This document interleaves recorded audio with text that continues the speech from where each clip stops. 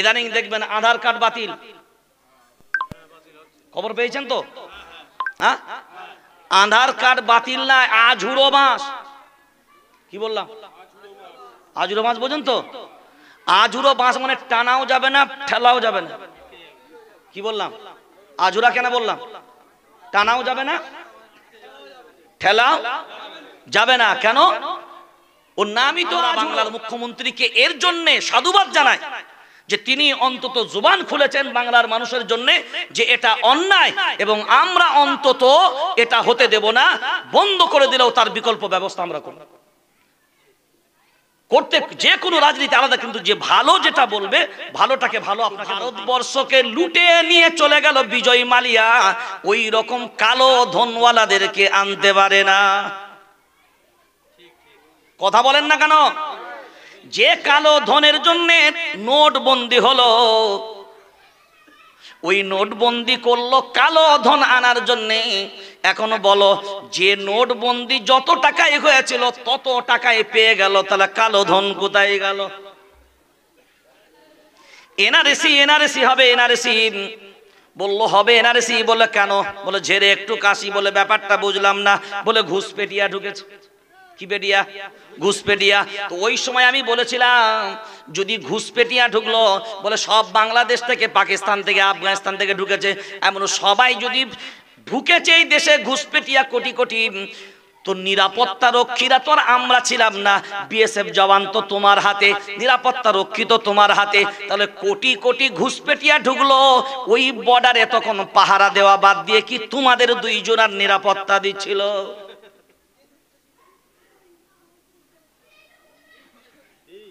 80 বছর 70 বছর আপনারা জানেন বাংলার মতুয়া যারা, জানেন না? আপনারা জানেন না? বসিরহাটের দিকে আছে খবর, একটু পত্রপত্রিকা এখন বর্তমান সময়ে এগুলো জানতে হবে আপনাকে। বাঁচতে গেলে ভারতবর্ষের যা সিচুয়েশন তৈরি করেছে, ইদানিং দেখবেন আধার কার্ড বাতিল, খবর পেয়েছেন তো? হ্যাঁ, আধার কার্ড বাতিল না, আঝুরো মাস। কি বললাম? আজুরো মাছ বোঝেন তো? আজুরো মাছ মানে টানাও যাবে না, ঠেলাও যাবে না। কি বললাম?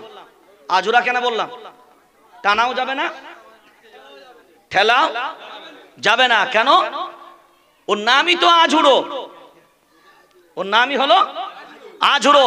আজকে আধার কার্ড রাতের অন্ধকারে কেউ চিনলো না, বুঝলো না, এত লবদ ভোটার কার্ডের সাথে আধার কার্ড, অমুক কার্ডের সাথে তমুক, খালি বলছে জুড়ে দে, খালি বলছে জুড়ে দে। বলে কেন? বলে একসাথে কান টানবো, মাথা চলে আসবে।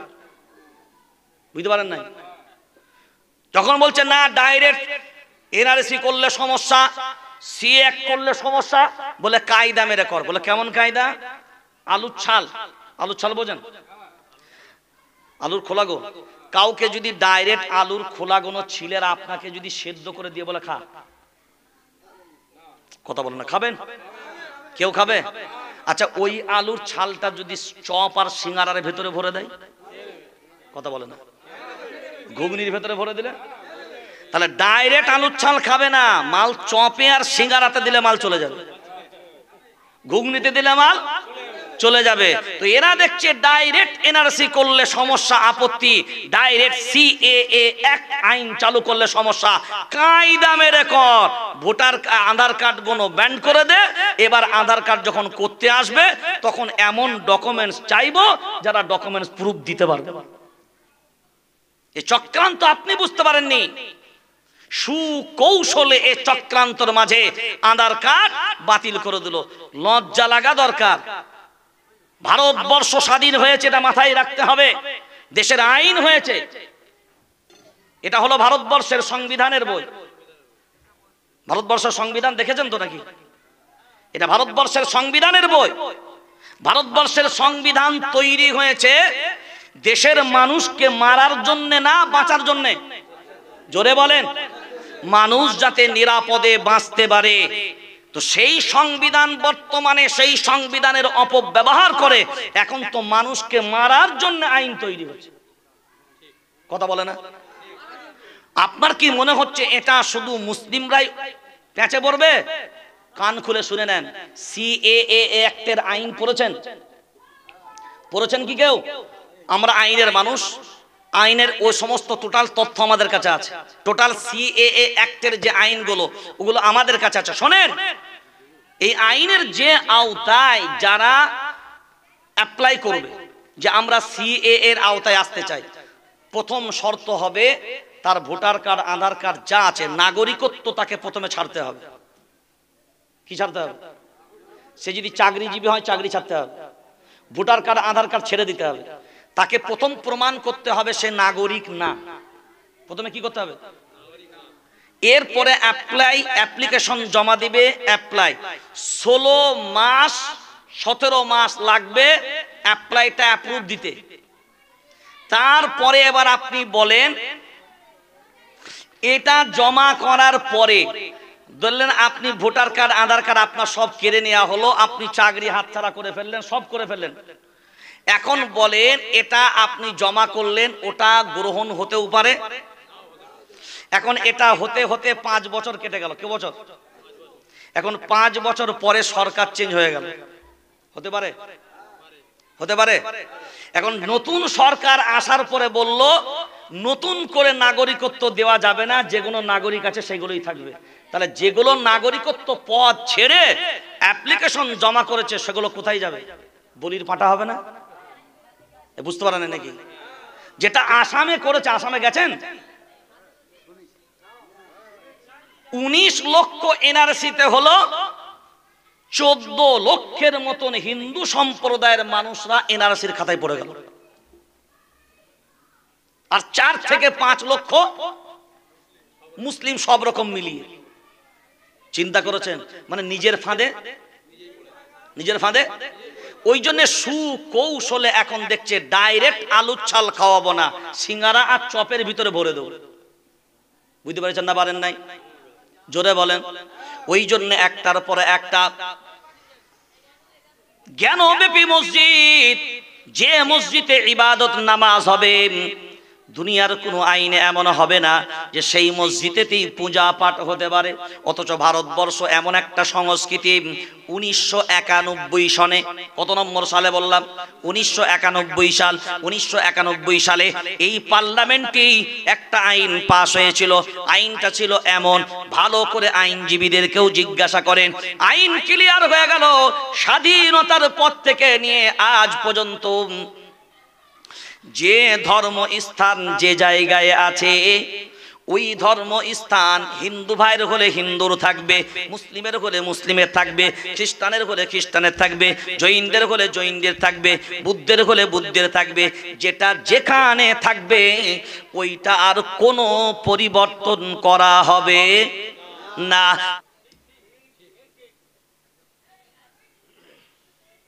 সেজন্য আধার কার্ড বন্ধ করার এর প্ল্যান, গেম প্ল্যান হলো সিএএ কে অ্যাক্টিভিটি করা।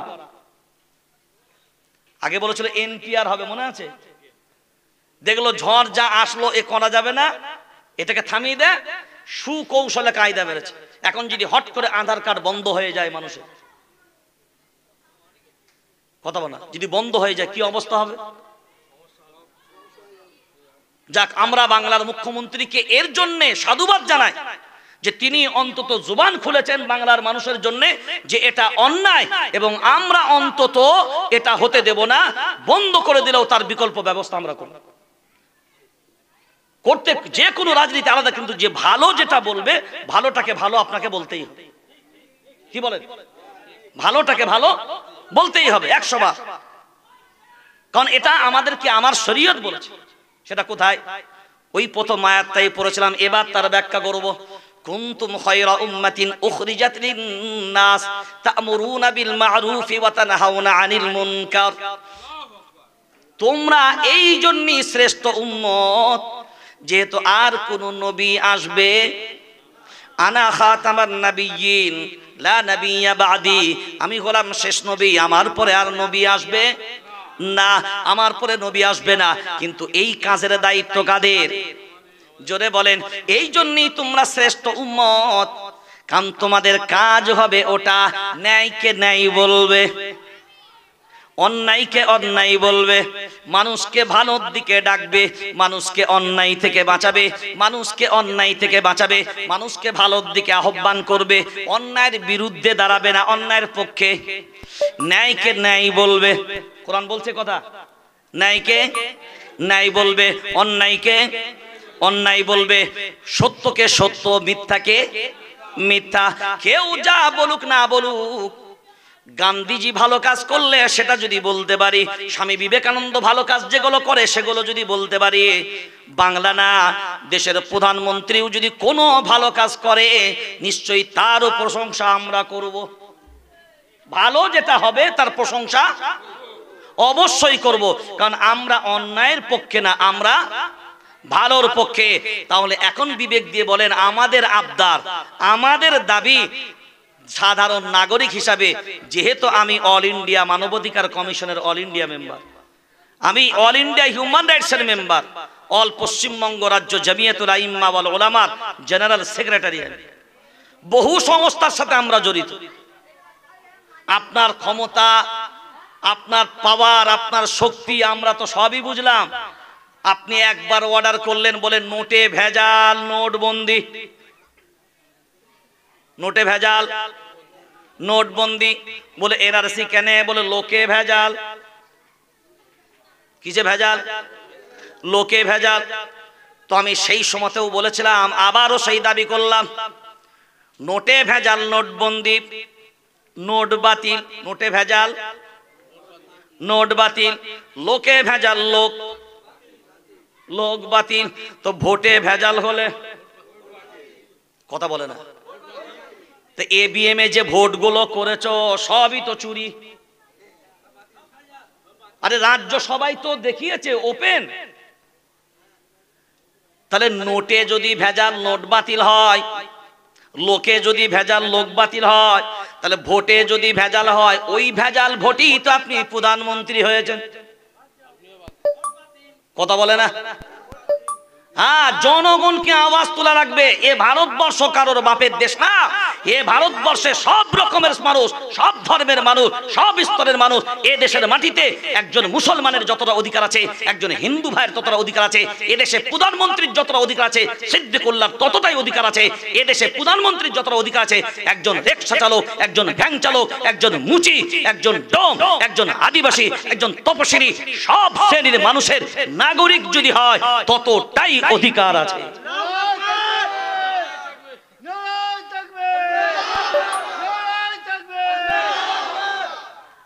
কারণ আমরা হলাম নাগরিক। সরকার কাকে বলে? জনসাধারণই হলো সরকার। কারা? জনসাধারণই হলো। এবার চলেন কোরআনুল কারীম সূরার নাম সূরা তাহা। যে দোয়াটা আমরা মাটি ডোবার সময় পড়ি, কি দোয়া? সবাই জোরে বলেন। মিনহা খলাকনাকুম ওয়া ফিহা নুঈদুকুম ওয়া মিনহা নুখরিজুকুম তারাতান উখরা। কার কথা? আমি আসামে জলসায় গেলাম। আসামে অনেক জলসায় যাই। ভারত, নেপাল, বাংলাদেশ, তিনটে দেশে জলসা করি আলহামদুলিল্লাহ। ভারতবর্ষের এমন কোন রাজ্য নেই গোয়া ছাড়া, সব জায়গায় ঘাটা। আসামের মাটিতে গিয়ে বললাম, আপনারা এনআরসির জন্য ভয়ে কাঁপছেন, কিন্তু এনআরসির কথা তো আল্লাহ কোরআনে বলেছে, মিনহা খলাকনাকুম, মিনহা খলাকনাকুম, এই মাটি দ্বারা তোমাদেরকে বানানো, ওয়া ফিহা নুঈদুকুম, এই মাটিতেই তোমাদেরকে রেখে যাওয়া হবে, ওয়া মিনহা নুখরিজুকুম তারাতান উখরা, এই মাটি থেকেই তোমাদেরকে, জোরে বলেন। আমার দাদুর কবর ইন্ডিয়ায়, আমার বাপের কবর ইন্ডিয়ায়, আমার পরদাদুর কবর ভারতে, আমার দাদু, পরদাদু, আমার বাপ, আমার মা, আমার নানা, আমার পরনানা, আমার নানি, সবার কবর এখানে, আমার নারী পোতা এখানে। আল্লাহর কোরআনে এ কথাই বলেছে, যেখানকার মাটি দ্বারা তোকে বানানো হবে ওইখানেই তোর কবর হবে। আল্লাহ যদি আমাদেরকে ইন্ডিয়ার মাটি দ্বারা আমাদেরকে বানিয়ে থাকে, আমাদের কবর ইন্ডিয়াতেই হবে। এনআরসি বল আর সিএএ বল, আমার আল্লাহ ওটা হতে দেবে জোরে বলেন। আর আল্লাহ কথাও বলেছে ওমিনহা নুখরিজুকুম তারাতান উখরা, আর ওই মাটি থেকে কিয়ামতের ময়দানে, জোরে বলেন। তাহলে আমাকে বাংলাদেশের মাটি থেকে তুলবে না, আমাকে আফগানিস্তানের মাটি থেকে তুলবে না, আমাকে পাকিস্তানের মাটি থেকে তুলবে না, আমাকে তুলবে ওই মাটি থেকে যে মাটি দ্বারা আল্লাহ আমাকে। তাহলে আমার আব্বা যখন এখানে, কথা বলে না, আমার দাদু আছে এখানে, আর আল্লাহর কোরআন বলছে আমি যা বলি সব কোন মিথ্যা, আল্লাহর ওয়াদা সব সত্য, আল্লাহ যা ওয়াদা করেছেন সব সত্য। সেই জন্য টেনশন নাই, জাগতে হবে আমাদেরকে, ঐক্যবদ্ধ হওয়া লাগবে আমাদেরকে, দলাদলি করা যাবে না, পথ ভুলা যাবে না। আমরা যদি মুসলিম সম্প্রদায়ের মানুষ, হিন্দু সম্প্রদায়ের মানুষ যারা দেশকে ভালোবাসি, সম্প্রীতিকে ভালোবাসি, সংহতিকে ভালোবাসি, যারা দেশের সংবিধানকে আমরা ভালোবাসি, যারা ইন্ডিয়া ভারতবর্ষকে আমরা ভালোবাসি, সবাইকে মিলিতভাবে এই দেশের গাদ্দারগুলো যেগুলো হবে, যেমন ব্রিটিশ এ দেশের গাদ্দার ছিল, এ দেশের মাটি থেকে আমরা তাড়িয়েছি, এই দেশকে বাঁচানোর জন্য আবারও যদি এই দেশকে কেউ লুটে পুটে বিক্রি করে খেতে চায়, আমরা ভারতবাসী জীবন দিয়ে হলেও রুখে দাঁড়াবো ইনশাআল্লাহ। পারবো? পারবো। এই দেশকে কারোর হাতে আর নতুন করে গোলামি করতে দেওয়া যাবে না। তার জন্য আমাদের প্রয়োজন হিন্দু, মুসলিম, খ্রিস্টান, জৈন, শিখ, ইসাই যারাই আছে, আমার লজ্জা। আপনারা দেখেছেন আজ না কালকে একজন আইপিএস শিখ ভাই, কিন্তু তিনি আইপিএস অফিসার, শুধু মাথায় পাগড়ি থাকার কারণে তাকে এমন কটূক্তি করেছে যেটা ভারতবর্ষের জন্য লজ্জা। নিশ্চয়ই শুনেছেন মিডিয়ার মানুষ, দেখেছেন না দেখেননি? এখন যদি না দেখে থাকেন আমার কথা শুনে এবার ইন্টারনেটে সার্চ দিবেন।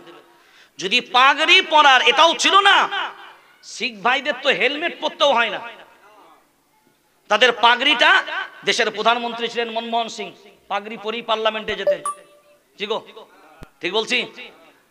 ভগৎ সিং কে ছিল? ভগৎ সিং কে?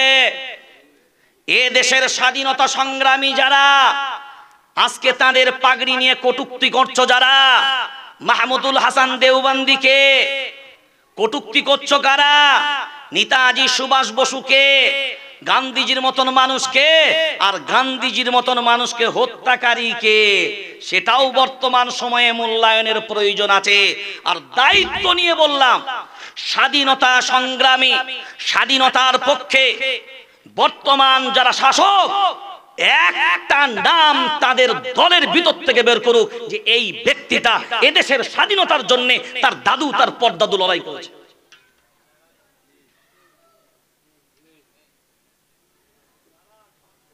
কিন্তু শিখ ভাইদের অবদান আছে, হিন্দু ভাইদের অবদান আছে, সবাই কাঁধে কাঁধ মিলিয়ে গান্ধীজি, নেতাজির মতন মানুষ,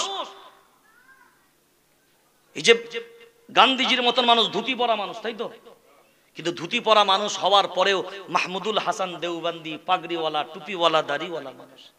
হুসাইন আহমদ মাদানী রহমতুল্লাহ আলাইহি, দেখেন ধুতি পরা মানুষ, হতে পারে হিন্দু, কিন্তু তারপরেও বুঝেছে যে আমাদের ভিতরে আমরা তো ভারতীয়। কথা বলে না? এই দেশের মাটিতে কে কোন ধর্ম করেন বড় প্রশ্ন নয়, আমাদের সবার একটা পরিচয়, আমরা হলাম সবাই ভারতীয়। আমরা সবাই ভারতীয়, আর আমরা সবাই ভারতীয় মানে এই দেশটা কারোর একার না, এই দেশটা আমাদের সবার, কারণ এই দেশের আমরা সবাই ফ্যামিলি মেম্বার। এই দেশে আমরা সবাই ফ্যামিলি মেম্বার। কেউ যদি হট করে এসে সে গার্জেনশিপ নিয়ে দেশটাকে তছনছ করে দেয়, আমরা পুরো ফ্যামিলি মেম্বার যারা হব, সমস্ত মেম্বার মিলিতভাবে ওই রকম দায়িত্বহীন গার্জেনকে তুলে ফেলতে বাধ্য পারবো ইনশাআল্লাহ। হ্যাঁ, সময়ের সাথে আপনাকে চলতে হবে, আপনার সাথে সময় চলবে না। স্রোতের বিপক্ষে যাওয়া যাবে না 100 বার। কিন্তু স্রোতের পক্ষে গিয়েও আপনাকে ডুবে গেলে হবে না, আপনাকে ডুবে গেলে হবে না।